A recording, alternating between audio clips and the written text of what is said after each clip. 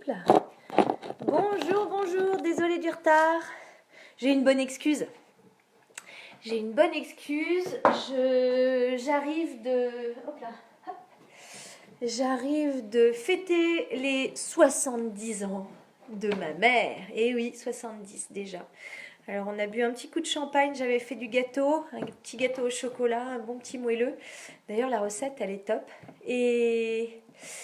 Et on a trinqué, voilà, avec masque et toutes les protections nécessaires, c'est-à-dire la distance de sécurité et tout le reste, chez mes grands-parents. Donc j'espère vraiment que, voilà, voilà, c'était pour marquer le coup un petit peu, 70 ans, ça se fête quand même. Quand même. Bon, ben j'espère que vous allez bien, en tout cas. Hello, Pascal, Esther, salut, hi. Oh là là, même l'Angleterre, génial. We're gonna speak French today. Et I hope you're going well anyway, Lester. Nice to see you tonight. Et ben c'est génial. Toujours Pascal, toujours la première, c'est génial. C'est super d'avoir un bon public comme ça. Et voilà. Hop. Salut Emmanuel, hello, salut Yolande et Serge, bonjour. J'espère que vous êtes tous confinés. Alors confinés en couple, ça va, hein? Salut Pat et Maë, hello. Ah, c'est cool. Donc voilà, comme je disais, c'était les 70 ans de ma maman aujourd'hui. Enfin, ce sont toujours d'ailleurs, hein. Et donc je suis allée lui porter un petit gâteau et on a trinqué de loin avec le masque et tout. Donc voilà. Au moins le sentiment de ne pas être seule a été... voilà, ça a bien marqué le coup quand même. En cette journée particulière, pour elle du moins. Même pour moi, hein, je vous avoue, 70 ans, je réalise pas en fait qu'elle est déjà cet âge-là. Mais bon, c'est comme ça. Et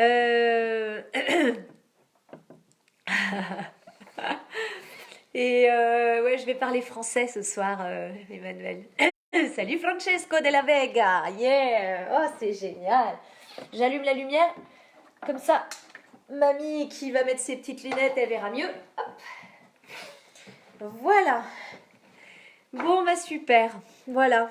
Ça va clore cette petite journée particulière pour ma mère en tout cas. Et puis elle regardera cette petite vidéo ce soir, comme ça lui fera plaisir d'avoir une pensée en vidéo qui pourra rester pour ses 70 ans. Bon ben on va y aller hein, parce que je suis déjà à la bourre.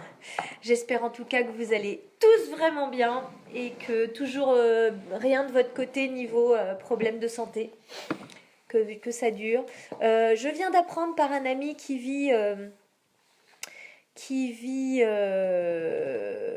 mince, ah ça y est, ça me revient pas.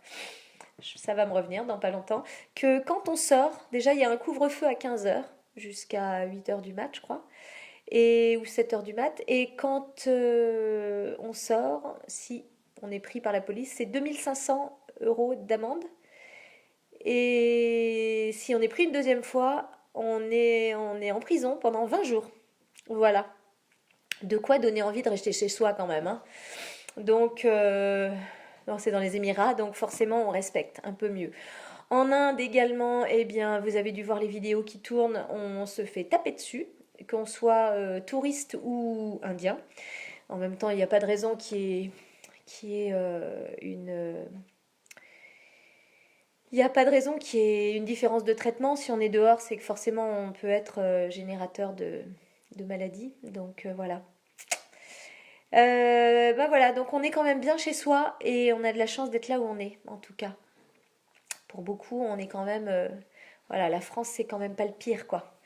Entre les 2500 € d'amende, la prison ou se faire taper dessus par un... Ils ont des espèces de grands bâtons de bois et ils se font taper dessus. Donc, et puis bon, je parle que de ça, mais il y en a certainement d'autres où c'est pire encore. Et en Afrique où on peut pas se laver les mains parce qu'il n'y a pas d'hygiène, etc. Non, on est bien là où on est, vraiment. Donc pour fêter ça, et pour être un peu plus léger, on va parler de la plume, d'accord? Ça vous tente? Donc, j'ai pas vu, est-ce qu'elle est là? Non, elle est pas là, elle est pas là. Non, elle est pas encore là avec Auguste et Capucine. Eh ben, on verra. On verra s'ils arrivent. On leur fera un coucou. Donc, la plume.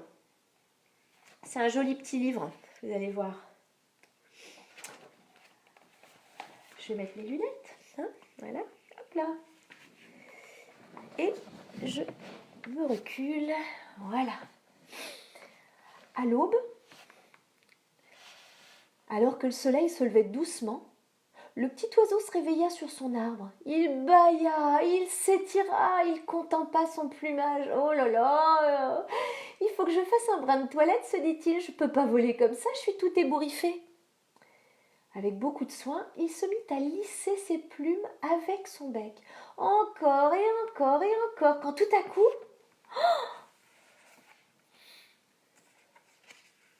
il a perdu sa plume. Oh non! Oh non! S'écria le petit oiseau. Horrifié, j'ai perdu ma plus belle plume, ma plume étincelante. Oh, juste à cet instant, le vent souffla tant et si bien qu'il emporta la plume, la faisant tourbillonner dans les airs. Pendant ce temps-là,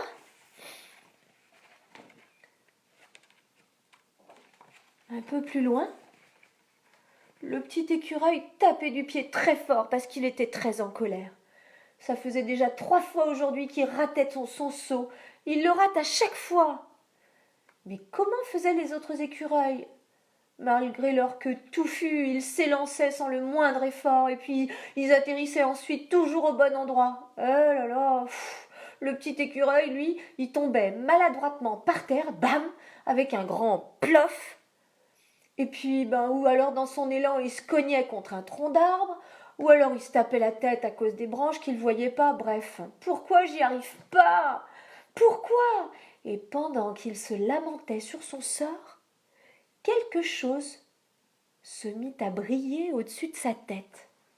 Vous la voyez pas là, mais la petite plume, quand on touche, elle a un toucher particulier, un peu sableux, tout brillant. C'est très joli.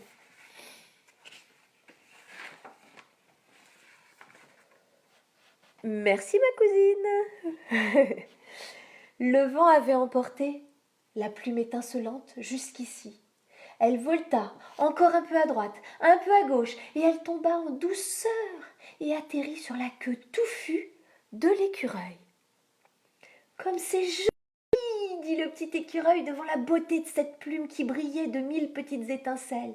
Oh, tout en contemplant ce merveilleux spectacle, il sentit que sa colère disparaissait peu à peu. Apaisé, il décida d'essayer à nouveau de faire un saut. Il prit de l'élan et magie, il atterrit gracieusement sur une branche.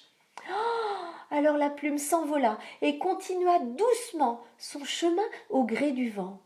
Une pie passa par là et l'emporta dans son bec. Mais quand elle aperçut un objet encore plus brillant, des clés, elle préféra laisser tomber la plume, qui continua à tomber. Et pendant que la plume étincelante dansait à nouveau dans les airs,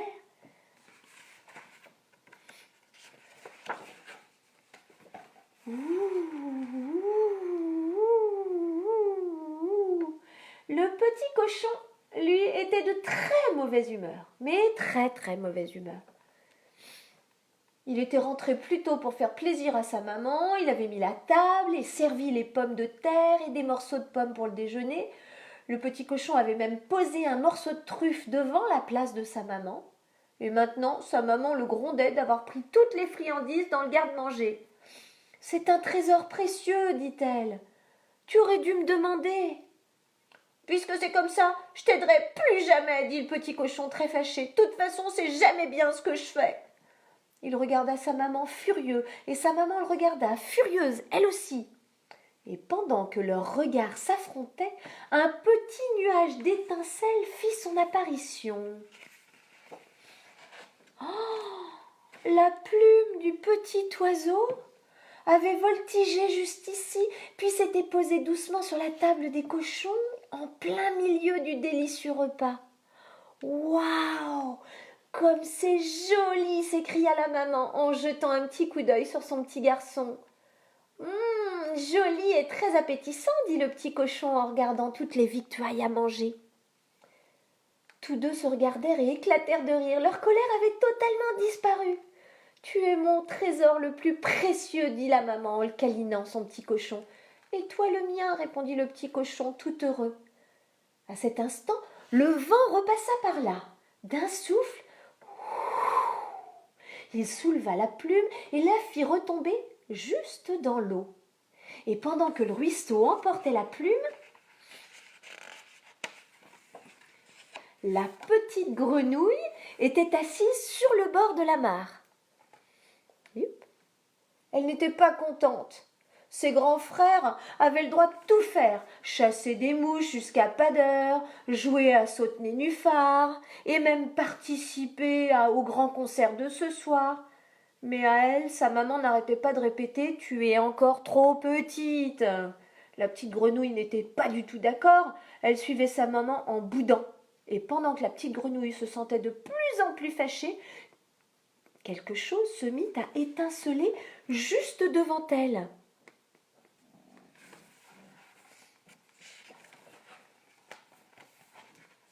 Le ruisseau avait apporté la plume étincelante jusque dans sa mare. Oh, comme elle est belle, se réjouit la petite grenouille, encore plus belle que la plus jolie des fleurs de nénuphar. Et en s'extasiant ainsi devant tant de beauté, elle sentit sa colère disparaître peu à peu. À vrai dire, c'était pas si grave de rester à la maison. Bah non, c'est pas si grave, hein? Salut Damien, Audrey, Guillemette, génial. Non, c'est pas si grave de rester chez soi. Il faut pas que tu coules, dit-elle à la jolie plume en la retirant doucement de l'eau.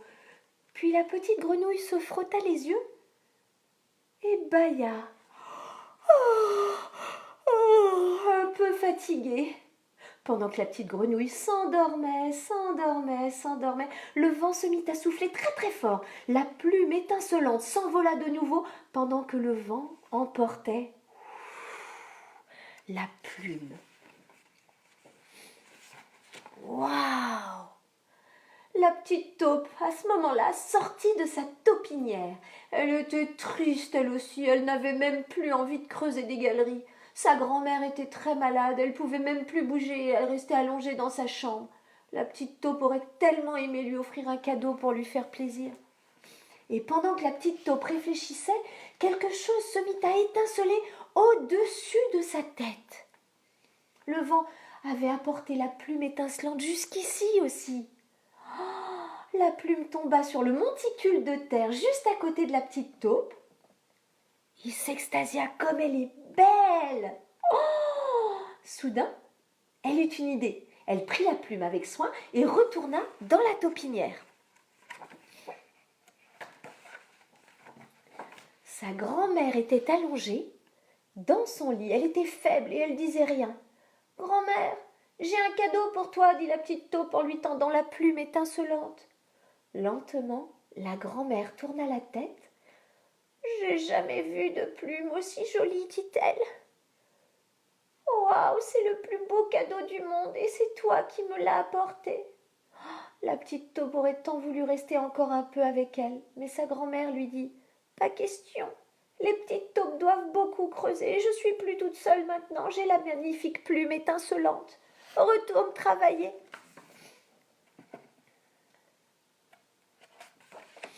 Alors, la petite taupe creusa pour remonter à la surface. Et quand elle sortit de terre, elle se retrouva face à face avec le petit oiseau. « Elle était à toi, la plume ?» demanda la petite taupe. Le petit oiseau hocha la tête. « Mais tu n'en as plus besoin, n'est-ce pas ?» demanda la petite taupe, qui eut soudain très très peur de la perdre. « Grand-mère est malade et si heureuse d'avoir ta plume. » Lentement, le petit oiseau fit non de la tête. « Je pense qu'elle est bien plus importante pour ta grand-mère que pour moi, dit-il doucement. Cela me fait plaisir qu'elle la garde. »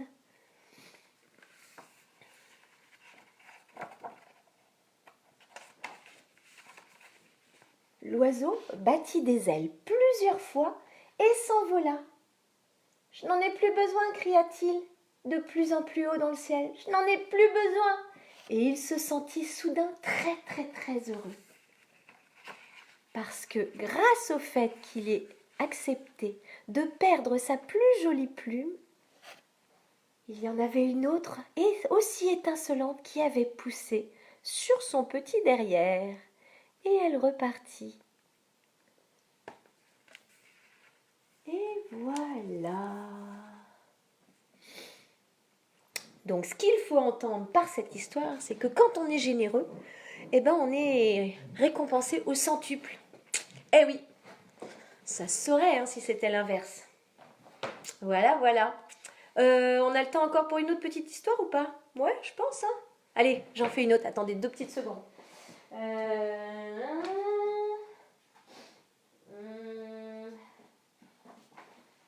Allez, je vais vous faire Thibaut et le crayon magique.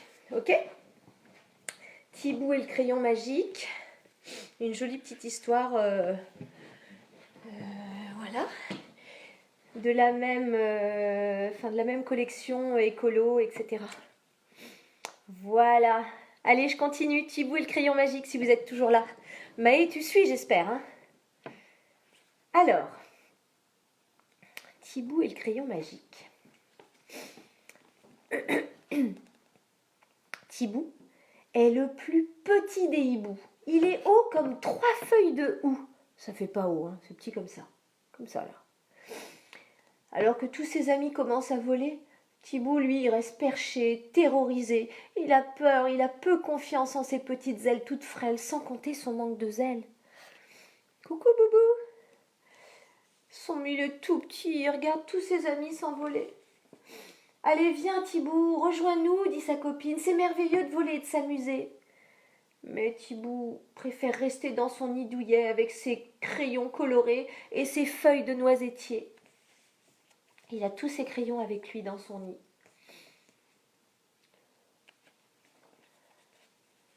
Thibaut adore dessiner toute la journée et vivre des aventures enchantées qu'il s'invente. C'est alors que Marco, son ami le plus costaud, le rejoint pour le sortir de son trou. « Mais qu'est-ce que tu fais, Thibaut? Encore à gribouiller? Quand est-ce que tu vas arrêter? Allez, il est temps de déployer tes petites ailes et de regarder vers le ciel. On a besoin de hiboux forts, courageux, et non pas de gribouilleurs tout peureux. »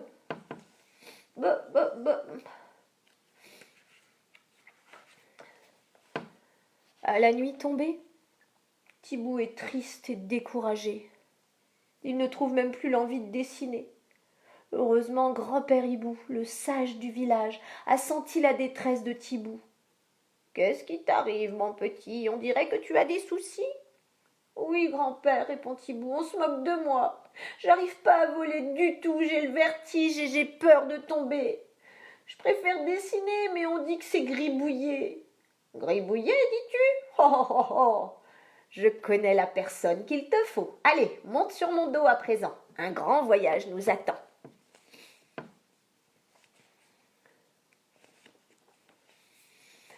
Grand-père Hibou a entendu parler d'une fée extraordinaire qui vit dans la forêt lointaine à l'abri de toute haine.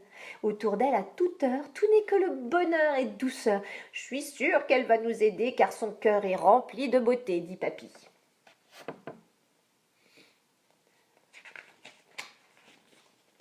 Grand-père Hibou dépose Thibaut au pas de la porte sans verrou. Il frappe 3 coups et 2 coups. La porte s'ouvre tranquillement. Grand-père peut partir maintenant. Oh, Thibaut découvre alors une jolie fée aux cheveux orange et coiffée d'un joli papillon bleuté. « Bonjour Thibaut, mon petit hibou, je t'attendais, tu es pile à l'heure. Entre me raconter tes malheurs, je t'ai préparé un bon 4/4 et des stylos et des feuilles. » Thibaut rentre et s'émerveille en voyant tous les beaux dessins en ribambelle, toutes ces fioles et ces babioles.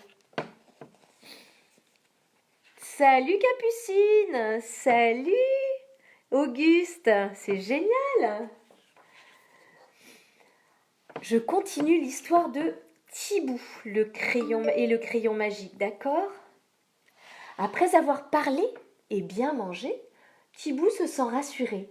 « Et si on se racontait des histoires ?» lui propose la fée. « Voici un crayon pour toi et un autre pour moi. » Mais la fée va-t-elle elle aussi se moquer de lui? Tout le monde dit que je gribouille, alors je vais peut-être pas gribouiller devant elle. Moi, dit-elle, pour dessiner, je ferme les yeux. J'adore écouter le crayon glisser continuellement sur le papier. À sa grande surprise, la fée se met alors à tracer un entrelac de lignes infinies. Ça alors, quel dessin, quel croquis! Oh, waouh!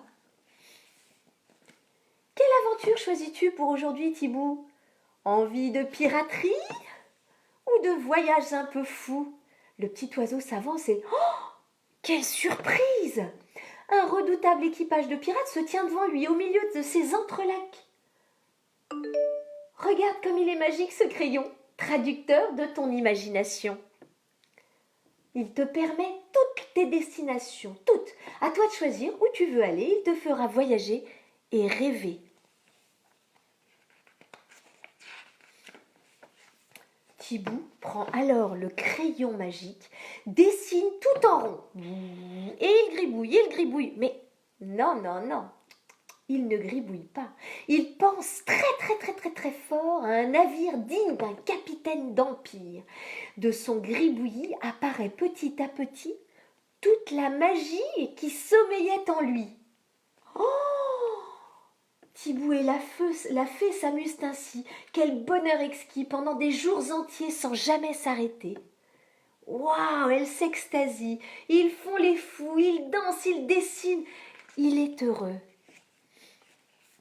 Maintenant, Thibaut, il est temps de vivre la plus belle des aventures comme dans un livre. Tu m'entends? Les deux amis grimpent sans perdre haleine à la cime d'un des plus beaux chênes de la forêt. Pour ton premier vol, je vais t'accompagner. Mais Thibaut sent déjà surtout son courage qui s'envole. Il n'a pas du tout envie. N'aie pas peur, lui dit-elle. Ferme les yeux, suis le son de ma voix du mieux que tu peux. Et elle se met à chanter. Il était une fois un vaillant chevalier, parti au loin sur son noble destrier. Une affreuse sorcière avait enlevé sa bien-aimée pour l'enfermer dans une tour à double clé. Pour la délivrer, il affronta 1000 obstacles vertigineux, des dragons dangereux, des nuages de feu, des montagnes d'épineux, et c'est ainsi qu'elle continue sa chanson, et elle chante. Thibaut ouvre un œil, puis l'autre. Un immense dragon lui barre la route. Ici même. Suivez-moi, chevalier Thibaut, souffle la fée qui, elle, vole dans les airs. Thibaut déploie ses petites ailes, toutes petites. Il va s'élancer, il s'éloigne du sol et soudain... Oh, il s'envole. Waouh! Regagnant bientôt son village, Thibaut croise Marco, qui annonce au passage « Bravo, Thibaut est dans les airs !» et il fait même des saltos arrière. La fée offre à Thibaut le crayon magique, celui qui redonne une confiance unique. Tous les petits hiboux s'amusent comme des fous. Chaque jour est une nouvelle aventure et chacun y prend goût. Soyez-en sûrs. Je suis fière de toi, petit hibou. Tes rêves et ton imagination sont tes atouts. Rêve et fais rêver tous tes amis, car nous avons tous besoin de magie. Et voilà, Thibaut et son crayon magique qui s'envole dans les airs. Et voilà. Et voilà. Oh, merci Pat pour ce joli brin de voix. Eh bien, ça me fait encore beaucoup plaisir et encore plus aujourd'hui. Donc, si vous avez l'occasion d'avoir une grosse pensée pour ma maman qui sera du coup, elle se sentira moins seule en sachant qu'il y a tout le monde qui a regardé la vidéo et qui du coup sait que ce sont ces 70 balais. Mais t'es belle, t'inquiète pas. C'est qu'un chiffre, hein, le reste c'est rien.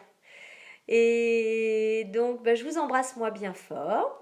Je vous dis à demain parce que, bah ouais, toujours pareil, hein, plus ça va aller et plus je vais y prendre goût. Je vais peut-être faire d'autres trucs encore, mais je sais pas, je réfléchis encore.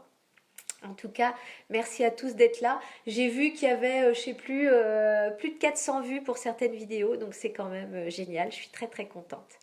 Et tout ce que j'enregistre là, bien entendu, Hugo les regardera après. Et puis voilà, on sera réunis de cette façon. Donc Maë, Auguste, Capucine, et puis ben, d'autres, hein, s'il y en a d'autres, des petits dont j'ignore les prénoms, et ben, je vous embrasse bien fort. Je vous dis à demain. Et j'ai été ravie de vous raconter ces deux belles histoires. Ah oui, je vous les représente encore. Donc la plume, petite histoire sympa, et Thibou et le crayon magique. Voilà, c'était les deux histoires du jour. Gros bisous à tous, à demain, ciao.